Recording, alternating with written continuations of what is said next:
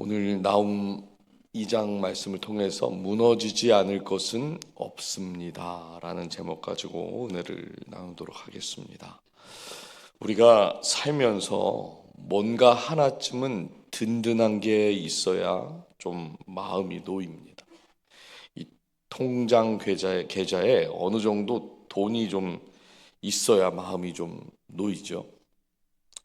직장이나 사업이 어느 정도 안정되어야 그래야 마음이 놓입니다.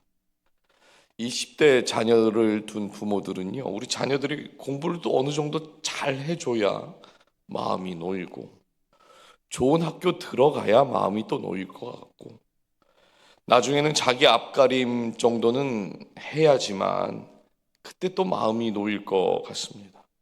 그래서 계속 뭔가를 쌓는 것을 우리는 하게 되죠. 돈을 쌓아야 하고, 경력을 쌓아야 하고, 관계도 잘 쌓아야 되고, 자녀들의 그 미래를 위해서 스펙도 쌓아줘야 되고, 다 쌓아줘야 합니다. 물론 이런 것들이 잘못됐다라는 것은 아닙니다. 성실하게 일하고, 지혜롭게 준비하고, 가족을 위해서 책임 있게 살아가는 것, 이건 하나님 앞에서도 매우 귀한 일이죠. 근데 문제는 그 다음이에요. 여러분, 돈이 많으면 정말 마음이 무너지지 않습니까? 좋은 직장을 좀 안정되게 잘 다니면 마음속에 있는 그 불안함이 없어지는 건가요? 우리 자녀들이 잘 되면 정말 우리 부모의 인생이 안전해지는 거 맞습니까? 그렇지 않아요.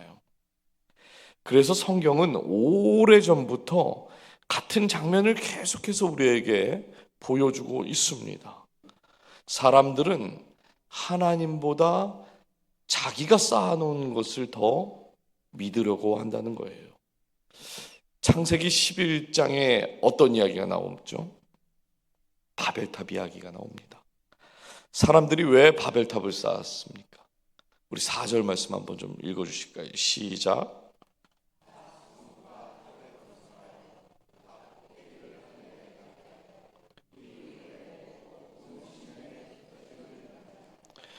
여러분, 사람들이 정말로 원했던 것이 탑입니까? 본질은 이 탑에 있는 것이 아닙니다. 흩어지지 않는 것을 원한 거예요. 흩어지면 힘이 없으니까.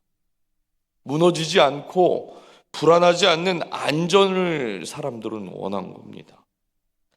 무엇보다 내가 하나님 없이도 살 수 있다고 하는 그 확신을 사람들은 원했고, 그게 필요했던 거예요. 오늘 본문에 나오는 이 아수르도 마찬가지였습니다. 아수르는 당시 세계 최강국의 나라였거든요. 이 주변 나라가요, 이 아수르라는 이름만 들어도 벌벌 떨던 그런 시대였습니다. 그래서 당시 사람들은 아수르는 절대 무너지지 않을 그런 나라라고 생각을 했어요. 누구도 그 나라가 하루아침에 무너질 거라는 생각을 하지 못했는데, 오늘 하나님께서 나움 선지자를 통해서 전혀 다른 말씀을 하십니다. 이 나움 2장 말씀은 그래서 어떤 한 나라가 망한 이야기를 기록한 것이 아니라 사람이 하나님보다 더 의지했던 것이 얼마나 쉽게 무너지는가, 이거를 보여주는 말씀입니다. 그리고 동시에 하나님께서 다시 세우시면 무너진 나라, 무너진 백성도 다시 회복될 수 있다, 이것을 보여주는 말씀이에요. 오늘 우리가 붙들 첫 번째 교훈은 바로 이겁니다. 하나님은 회복을 위해 먼저 움직이신다는 거예요. 1절과 2절 한번 읽어주십시오. 시작.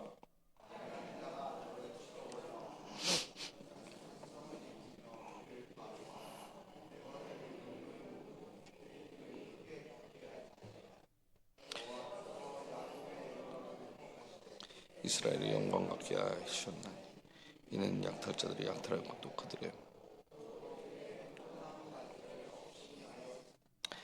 여러분, 이 말씀을 읽어보면요, 조금 이상합니다. 저도 그래서 몇 번을 좀 읽었는데, 1절을 보면 이 니느웨를 향해서 산성을 지켜라, 길을 파수해라, 내 허리띠를 견고히 묶고 내 힘을 크게 굳게 할지어다, 이렇게 말해요. 마치 하나님께서 지금 니느웨에게 전쟁 준비를 이렇게 잘 해봐라, 뭐 도와주시는 것처럼 말씀을 해요. 정말 하나님께서 니느웨를 지금 도와주시려고 이렇게 말씀하는 겁니까? 그렇지 않아요. 오히려 지금 하나님께서 이렇게 말하는 건 니느웨를 조롱하는 말입니다. 있는 힘을 다해서 한번 준비해봐라. 성을 지킬 수 있으면 최선을 다해서 한번 지켜보고 군대도 모으고 성벽도 잘 쌓고 해봐라. 너희들이 무슨 짓을 해도 막을 수 없다. 왜요? 왜 그런 걸까요? 이미 하나님께서 심판하기로 결정하셨기 때문입니다. 특히 허리를 굳게 묶으라라는 이 표현은 당시 사람들에게 있어서 아주 익숙한 표현입니다. 이 고대 근동 지방의 사람들은 다 긴 옷을 입고 살았어요. 남자든 여자든 다 긴 옷을 입었습니다. 근데 전쟁에 나가거나 급히 달려갈 일이 있으면 우리 남자들은 잘 모르지만 자매들은 긴 치마 입고 빨리 뛸 수 있습니까? 빨리 못 뛰어요. 그러다 보니까 허리띠를 단단히 묶은 다음에 이 옷을 이렇게 올리고 전쟁에서도 그렇게 싸우고 뛸 때도 그렇게 뛰는 겁니다. 이 출애굽기 12장을 보면 6월절이 되어서 음식을 먹을 때에 하나님께서 뭐라고 말씀하시냐면 허리에 띠를 띠고 신발을 신고 지팡이를 들고 음식을 급히 먹으라고 그래요. 그러니까 하나님께서 말씀하시면 언제든지 떠날 수 있도록 준비를 하라는 겁니다. 지금 니느웨에게 너희들이 그렇게 준비를 다 철저하게 해도 아무 소용없을 거다, 이렇게 말씀하는 거죠. 근데 여기서 더 놀라운 것이 있는데, 그렇게 준비해봐라 아무 소용없을 것이다 그랬으면 2절에 나오는 말은 뭐가 돼야 됩니까? 그래서 니느웨는 망할 것이다, 이 이야기가 나와야 될 것 같은데 2절 기록을 한번 다시 보시면 여호와께서 야곱의 영광을 회복하시되 이스라엘의 영광 같게 하셨나니 그래요. 아니, 여기서 갑자기 왜 야곱이 나오는 걸까요? 지금까지 계속해서 아수르 얘기했고 니느웨 얘기하고 있었습니다. 여러분, 이것이 바로 하나님의 마음이 여기에 있다고 하는 것입니다. 하나님께서 니느웨를 무너뜨리는 것이 하나님의 목적이 아니라 유다를 다시 회복시키는 것, 이게 진짜 목적인 거예요. 여기서 영광이라고 번역된 단어가 히브리어로 가온이라는 단어를 여기서 썼는데, 이 단어는 원래 높다라는 단어에서 나온 겁니다. 높다. 그러니까 구약에서는 이 단어가 쓰일 때 두 가지 의미로 사용이 됐어요. 사람이 자기를 높다라고 표현하면 이게 교만이라고 쓰였고요. 하나님이 높이시면 영광이라는 뜻으로 쓰이고, 하나님께서 어떤 나라를 높일 때는 존귀, 위엄, 이런 뜻으로 사용했습니다. 그러니까 아수르가 자기 스스로를 높였기 때문에 교만이 되어버린 거고요. 반대로 이스라엘은 하나님께서 다시 높여주셨기 때문에 존귀와 위엄, 이렇게 된 겁니다. 여기서 우리가 또 중요한 표현이 하나 있는데 회복하시되라는 표현이에요. 이 회복하신다는 것은 원래 자리로 돌려놓는다라는 의미도 있지만, 구약에서 이 단어가 쓰였을 때는요, 하나님께서 약속하신 그 언약을 다시 세울 때 이 단어가 쓰였습니다. 그러니까 이스라엘이란 나라를 하나님이 다시 살려주시는 것뿐만 아니라 하나님께서 약속을 하셨기 때문에 하나님의 백성답게 다시 살게 될 거다, 이렇게 지금 말씀하는 거예요. 우리가 이 장면을 보면 구약의 한 사람이 떠오르죠. 요셉이라는 사람입니다. 제가 설교 때 요셉을 참 많이 이야기하기 때문에 잘 알 거예요. 형들에게 버림받고 노예가 됐죠. 억울하게 감옥에 갔습니다. 그러니까 사람들이 볼 때는 그 인생 다 무너진 것처럼 보이고요. 무슨 가능성이 있습니까? 근데 하나님께서 그 감옥 안에 있을 때에 그 감옥 안에 있는 요셉만 보셨다고 생각하십니까? 그렇지 않아요. 애굽이라는 큰 나라까지 하나님은 움직이시면서 요셉을 준비하고 계셨거든요. 형들은 자기의 계획대로 요셉을 팔았다고 생각했을 겁니다. 보디발의 아내는 자기의 뜻대로 그 요셉을 감옥에 집어넣었다고 생각했을 거예요. 애굽의 바로는 자기의 능력 때문에 나라를 잘 다스리고 있다고 믿었다 하는 것이죠. 근데 정말 그랬나요? 하나님께서요, 그 요셉 한 사람만을 위해서 일하시지도 않았어요. 요셉의 고백이 뭡니까? 당신들이 다 나를 해하게 하려고 했지만 하나님은 그것을 선으로 바꾸셨다. 이게 바로 요셉의 고백이었습니다. 지금 나홈서에서 얘기하는 것도 똑같은 거예요. 아수르가 자기 힘으로 세상을 다 지배한다고 생각했을 때 하나님은 그렇지 않다. 어제도 말씀드렸는데 하나님께서 너희 이제 끝났다 말씀하시면 끝난 거예요. 악한 나라까지 사용하셔서 하나님은 회복을 이루시겠다 말씀하는 겁니다. 사랑하는 여러분, 우리도 살다 보면 하나님께서 왜 저 사람 그냥 놔두는 걸까? 하나님께서 도대체 왜 저 일들은 그냥 가만히 내비두는 걸까? 이렇게 이해가 안 되는 일들이 있습니다. 아니, 악한 사람들은 왜 자꾸만 잘 되는 것 같고, 왜 정직하게 일하고 정직하게 사업하면 더 손해보는 거지?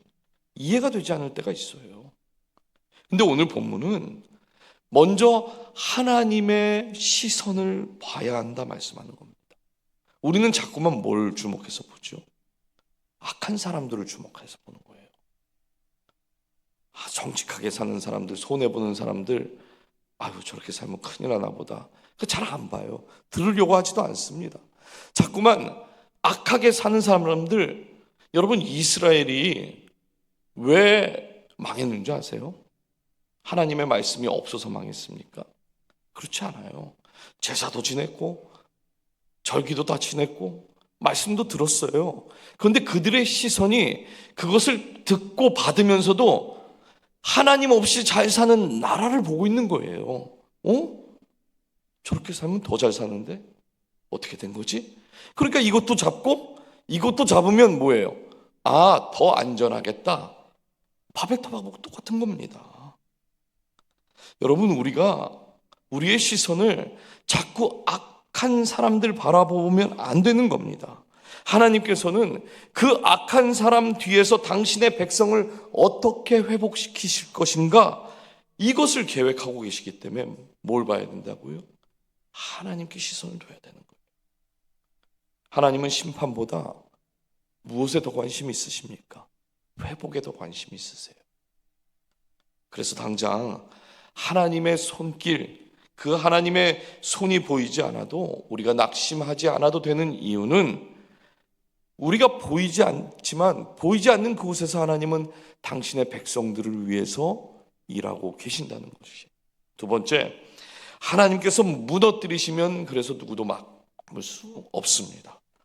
이 3절부터 7절까지를 보면 마치 전쟁 영화 한 편을 보는 것처럼 이게 굉장히 드라마틱해요. 붉은 방패가 나오고 병거들이 정신없이 달린다고 그래요. 군사들이 뛰고 창이 번쩍이고 막 성이 지금 무너지고 왕궁이 흔들리고 있습니다. 지금 나훔 선지자는 당장이라도 이 니느웨가 무너질 것처럼 막 기록을 했어요. 하나님께서 왜 이렇게 세세하게 기록을 한 걸까요? 단순히 그냥 전쟁이 일어날 거다 이것을 설명하는 것이 아니라 사람이 가장 강하게 믿었던 그것도 하나님 앞에서는 어떻게 되는 거예요? 순식간에 다 무너질 수 있다는 거예요. 하나님이 작정하시면 누구도 막을 수 없다, 이걸 말하는 겁니다. 니느웨가 어떤 나라였다고 그랬죠? 이 아수르가 당시 세계 최강국이었어요. 미국 같은 곳이고 중국 같은 곳입니다. 이 고고학자들의 연구에 따르면 이 당시 니느웨의 성벽의 높이가 25m에서 한 30m 정도 됐을 거래요. 우리 여기 천장이 그 정도 되나요? 아마 이거보다 더 높을 겁니다. 그 성벽 위에는 병거, 마차가 다닐 정도로 넓었습니다. 그러니까 성벽의 두께도 굉장히 두꺼웠던 거예요. 그리고 도시를 둘러싼 그 외곽을 성벽이 두르고 있었는데 그 길이가 무려 12km 정도 됐다고 그래요. 뭐 이런 건 별로 안 놀라시면 하죠. 제가 몰랐어요. 이런 정도는 한 120km 정도 됐다고 그래요. 그렇구나 했는데. 그리고 그 성 주위의 삼면은 해자와 강으로 도시를 이렇게 보호하고 있었던 거예요. 그러니 난공불락의 요새였던 거죠. 그런 대로 어떻게 무너뜨립니까? 근데 6절을 한번 보세요. 강들의 수문이 열리고 왕국이 소멸되며 그래요. 실제 역사의 기록을 보면 BC 612년에 메대와 바벨론이 그 바벨론의 연합군이 니느웨를 공격을 했을 때에 큰 홍수가 일어났다는 기록이 있습니다. 그래서 강둑의 일부가 무너졌고 그 틈 사이로 이제 물이 막 계속 들어오면서 성벽이 붕괴가 된 거예요. 그리고 이 메대와 바벨론은 그 사이로 들어와서 니느웨를 이제 싸워서 이겼다라고 하는 기록이 있습니다. 당시 니느웨 사람들은 자신들이 건축한 튼튼한 성벽을 의지했던 것이죠. 근데 하나님은 그들이 의지하고 있었던 그 성벽뿐만 아니라 강들까지도 사용을 하셔서 하나님의 말씀을 이루셨다는 거예요. 여기서 소멸되어라고 하는 이 단어는 단순히 무너진다라는 뜻이 아니라 녹아내린다, 힘이 빠져버렸다 이런 뜻입니다. 여호수아 2장 11절에도 이 단어가 똑같이 쓰였는데 한번 들어보세요. 우리가 듣자 곧 마음이 녹았고 너희로 말미암아 사람이 정신을 잃었나니 너희의 하나님 여호와는 위로는 하늘에서도 아래로는 땅에서도 하나님이시라. 지금 라합이 이스라엘의 군대를 보고 나서 이렇게 고백을 한 게 아니라 정탐꾼들이 지금 그 여리고를 정탐하러 왔을 때 라합이 지금 정탐꾼들에게 이렇게 얘기한 거예요. 너희들이 지금 애굽 땅에 있을 때에 홍해를 가른 이야기를 들었다. 그리고 아모리 왕들이 그렇게 센데 너희들이 그 왕들을 다 무너뜨린 그 이야기를 우리가 들었다. 그 이야기만 우리가 들었는데도 우리의 마음이 다 녹아버렸고 정신이 없어졌다. 지금 이 얘기하는 거예요. 이 말은 여리고성이 견고한 성이잖아요. 그 견고한 성벽이 무너지기 전에 하나님께서는요, 그들이 믿고 의지하던 자신감, 교만, 이런 모든 것들이 지금 다 마음에서부터 먼저 녹아내리고 정신을 잃게 만들었다는 겁니다. 여러분, 하나님은 그냥 성벽만 무너뜨리시는 분이 아니에요. 그들이 의지했던 자신감, 교만함, 그 마음까지도 하나님은 녹여버리신다라고 하는 것이죠. 성경에 보면 이런 일이 또 있습니다. 다니엘서 5장을 보면요, 바벨론 왕 벨사살이 이 1000명의 귀족들과 함께 잔치를 벌이고 있었어요. 밖에서는 지금 그 메대와 바사가 성을 포위하고 있었는데 왕이 전혀 두려워하지는 않습니다. 왜냐하면 그 바벨론 성도 굉장히 견고한 성이었거든요. 더군다나 자신들은 그렇게 강하다는 아수르를 무너뜨린 나라잖아요. 그러면 그 바벨론이 어떻게 무너질 수 있겠습니까? 그런데 그날 밤에 벽에 이런 글이 하나 새겨졌어요. 메네 데겔 우바르신, 이런 글이 쓰여진 거예요. 근데 문제는 이 말을 해석할 수 있는 사람이 왕궁에 없는 겁니다. 아무도 해석을 못하니까 다니엘이 와서 이제 그 말을 해석을 하는데, 이 메네라는 말은 숫자를 셀 때 이 세다라는 표현이거든요. 그러니까 내가 너의 시간을 다 세웠고 너를 판단해 보니까 너는 굉장히 부족하다. 그래서 이제 내가 너의 그 나라를 다른 사람에게 넘길 것이다, 이런 뜻이었습니다. 그리고 결국 그날 밤에 벨사살 왕은요 죽게 되었다라고 성경 기록하죠. 여러분, 벨사살 왕은 성벽을 믿었습니다. 왕궁을 믿었고 그의 군대를 믿었어요. 그런데 하나님께서는요 벽에 한 줄 딱 쓰신 것으로 뭐예요? 그 바벨론의 운명을, 한 사람의 운명을 그냥 끝내버리시는 거예요. 나홈이 말하는 것도 지금 똑같은 겁니다. 사람이 아무리 많이 쌓아 올려놓아도 하나님께서 끝났다 말씀하시면 그거 그냥 끝난 거다, 이렇게 말씀하시는 거예요. 사랑하는 여러분, 우리도요 살면서 나도 모르게 그냥 의지하고 있는 것들이 있어요. 오늘 하나님께서 우리에게 동일하게 묻고 있는 겁니다. 무엇을 의지하며 정말 살고 있느냐, 이렇게 묻고 있는 거예요. 여러분, 부, 명예, 건강, 이게 뭐 잘못된 겁니까? 잘못된 거 아니죠. 우리가 사업 잘하는 것도요 하나님께서 주신 귀한 축복입니다. 문제는 다른 게 아니에요. 다 귀하고 좋은데 무엇이 내 마음을 붙들고 있느냐, 무엇을 내가 의지하고 살고 있는가, 여기에 달려있다라는 겁니다. 니느웨는 하나님이 아니라 성벽을 붙들었던 것이고 벨사살 왕은요 왕궁과 군대를 붙들고 있었던 겁니다. 그렇다면 하나님의 백성들 무엇을 붙들어야 될까요? 하나님이라는 거 우리가 잘 알아요. 오늘 우리가 꼭 붙들어야 할 건 이거예요. 사람이 세운 것은 언젠가 무너질 수 있다. 그러나 하나님께서 세우신 것 결코 무너지지 않는다 하는 거예요. 사람이 세운 가정, 사람이 세운 비즈니스, 사람이 세운 교회까지 사람이 세운 것은 어느 정도 든든하고 안전해 보일 수는 있지만 결국 사람이 세웠으면 그 언젠가 다 무너진다. 하나님이 세운 가정, 어떤 가정입니까? 하나님을 의지하는 가정이겠죠. 하나님이 세운 비즈니스, 어떤 비즈니스예요? 하나님을 의지하고 그 일을 통해서 하나님의 의를 드러나는 비즈니스가 될 것입니다. 뭐 매출 많은 것도 좋지만 하나님을 의지하는 사업이 되어야 하나님이 세운 비즈니스가 되겠죠. 교회도 마찬가지예요. 사람이 유명하게 만든 그 교회를 보고 어떻게 하나님이 세운 교회라 할 수 있겠습니까? 하나님께서 교회를 세우셔야지만 그 교회가 끝까지 가는 거예요. 사랑하는 여러분, 무엇보다 하나님이 오늘 말씀을 통해서 말하는 건 뭐냐면 하나님이 우리의 성벽이 되어주고 싶다고 말씀하는 겁니다. 그러므로 내가 쌓아 올린 것, 그것보다 하나님을 더욱 의지하시고 하나님께 시선을 두는 저와 여러분이 되길 주님의 이름으로 축복합니다. 마지막 세 번째는요, 그래서 하나님 없이 쌓은 것은 남는 게 없다는 거예요. 8절부터 13절까지를 쭉 읽어보면 이 조금 전까지만 해도 전혀 무너지지 않을 것 같은 그 니느웨에 대해서 이야기를 했는데 이 8절부터 13절까지는 니느웨 사람들이 정신없이 이제 막 도망치기 시작해요. 9절을 보니까 은을 노력하고 금을 노력하라 그러죠. 이게 참 아이러니한 게 평생 모은 겁니다. 이들이 전쟁하면서 정복할 때마다 모은 거예요.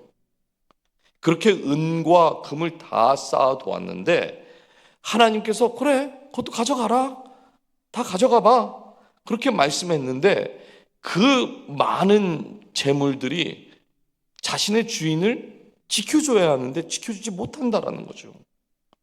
10절에서 황무하고 공허하고 황폐하였다 이렇게 말해요. 근데 이 원문을 보면요, 이 말은 완전히 비워버렸다는 거예요. 남은 것이 하나도 없게 되었다는 뜻입니다. 평생을 쌓았어요. 거기에 그냥 내 에너지 다 쏟았습니다. 그런데 아무것도 남은 게 없대요. 여기서 하나님은 니느웨의 재산만 말씀하신 것이 아닙니다. 11절 보면 이제 사자의 굴이 어디냐 또 물어요. 갑자기 또 사자가 나오는데 아수르는 당시에 자신들을 사자라고 표현을 했습니다. 그래서 그 자기들 성벽이나 왕궁을 보면 왕이 사자를 사냥을 해서 쓰러뜨리는 그 벽화를 많이 그려놨어요. 근데 여기서 중요한 건 뭐냐면 금도 없어졌고 군대도 다 없어졌는데 그렇게 너가 자랑하던 왕궁도 다 없어졌다는 거예요. 그리고 마지막 13절에 보니까 만군의 여호와의 말씀에 내가 내 대적이 되어 내 병거들을 불살라 연기가 되게 하고 그럽니다. 여러분, 결국 니느웨를 무너뜨린 것은 메대와 이 바벨론이 아니었다라는 겁니다. 지금 하나님께서 이 니느웨에게 뭐라고 말씀하세요? 내가 너의 대적이 되겠다라고 말씀하세요. 하나님께서 대적이 되시는 그 순간 세상에서 그렇게 강했던 나라, 절대 무너지지 않을 것 같았던 그런 나라가 역사 속에서 완전히 사라져버렸다는 것이죠. 이스라엘의 역사에서 가장 부흥했던 때가 언제죠? 솔로몬 때입니다. 솔로몬은 세상에서 누릴 수 있는 모든 걸 다 누렸던 사람이에요. 부도 가졌고 권력도 명예도 지혜도 다 가졌습니다. 그런데 그런 솔로몬이 인생의 끝에서 자기가 고백한 게 뭡니까? 헛되고 헛되니, 헛되고 헛되니, 헛되고 헛되며 헛되고 헛되니, 모든 것이 다 헛되도다. 계속 헛되다예요. 여러분, 솔로몬이 뭐 부가 나쁘다고 그랬습니까? 명예가 나쁘다고 그랬습니까? 권력 가진 게 나쁘다고 그랬어요? 아니에요. 하나님 없이 붙들고 있었던 그 모든 것들이 그냥 헛되다는 겁니다. 다 없어진다는 거예요. 오늘 우리도 마찬가지죠. 솔직히 우리가 모르는 거 아닙니다. 인생에 우리의 마지막 순간이 오게 되면 하나님께서 우리의 이름을 부르시는 그 순간에 우리가 그동안 쌓아 올린 모든 그것이 우리를 지켜줄 수 있습니까? 못 지켜줘요. 내가 주인인 것 같은데, 살 때는 내가 주인이에요. 내 통장에 있는 그 돈, 그거 살 때는 내가 주인이죠. 내 마음대로 쓸 수 있으니까. 그런데 하나님께서 우리를 부르시는 그 순간 내가 주인이었는데 그때 나를 배반을 해요. 나를 안 지켜주거든요. 우리 모르는 거 아닙니다. 사람이 세운 모든 것들이 아무리 견고하고 강해 보여도 결국에는 다 흔들리게 될 것이다. 그러나 하나님께서 세우시는 가정, 하나님을 의지하는 사업, 하나님께서 만들어 가시는 그 교회, 이건 다른 겁니다. 왜냐하면 그 기초가 사람이 아니라 하나님이기 때문이에요. 사랑하는 여러분, 오늘 이 나홈에서 우리에게 이야기한 게 두 가지인데 아주 간단합니다. 니느웨 무너졌어요. 자기들이 의지하던, 자기들이 쌓아 올린 것, 자기가 살 수 있다고 믿었던 그 니느웨 무너졌다는 거예요. 두 번째는 아무것도 없고 은혜를 받아야지만 살 수 있는 그 유다는 하나님이 회복시키셨다는 겁니다. 그러면 니느웨와 이 유다의 차이가 뭡니까? 누구를 의지했는가, 이 차이예요. 그러므로 우리가 세상이 줄 수 있는 것에 너무 마음 쏟지 마십시오. 그거 나중에 날 다 배반하니까요. 평생 우리가 무엇을 쌓을 것인가 보다 더 중요한 것은 무엇이 끝까지 남을 건가, 이거죠. 우리가 쌓아놓는 것이 아니라 끝까지 나를 배신하지 않는 게 무언가, 이겁니다. 여기에 우리의 마음을 둬야 되는 거예요. 오늘 말씀은 하나님 안에서 세운 것만 끝까지 남는다, 이걸 말씀하는 겁니다. 이 은혜를 붙드시고 우리의 인생 가운데 정말 세상이 줄 수 있는 것 때문에 거기에 마음 다 쏟고, 그것 때문에 상처받고, 그것 때문에 그냥 아프고, 그것 때문에 사람과의 관계가 다 무너지는 삶이 아니라 영원한 것, 세상이 줄 수 없는 것, 그것에 또 그것을 붙들므로 그 영혼을 소유하시는 저와 여러분이 되기를 주님의 이름으로 축복합니다. 우리 시간 주신 말씀을 붙들고 함께 먼저 기도하기 원합니다. 오늘 하나님께서 우리에게 분명하게 말씀하셨어요. 사람은 무너지지 않을 것을 만들기 위해 평생을 살아가지만 하나님 없이 세운 것은 결국 무너질 수밖에 없다 말씀하세요. 우리는 너무나 쉽게 돈에 의지하고, 건강을 의지하고, 사람을 의지하고, 내가 쌓아놓은 것들을 의지하면서 살아갑니다. 그러나 하나님은 오늘도 내가 너를 회복시키겠다, 내가 너의 가정을 회복시키실 거고, 내가 너의 피난처가 되어주겠다, 이렇게 말씀을 하시는 거예요. 이 시간은 우리의 마음을 다시 하나님 앞에 올려드리면서 내가 의지했던 모든 것보다 하나님을 더 붙드는 그 믿음을 허락해달라고 기도했으면 좋겠어요. 하나님, 눈에 보이는 세상의 든든함보다 하나님을 더욱 의지하게 하시고 사람이 세운 것이 아니라 하나님께서 세우시는 삶을 살아가며 어떤 상황 속에서도 흔들리지 않는 그 믿음을 우리에게 주십시오. 오늘 주신 말씀 기억하며 우리 주님의 이름 한번 부르고 말씀을 붙들고 함께 기도하겠습니다. 주여, 아버지 하나님, 오늘 나온 말씀을 통하여서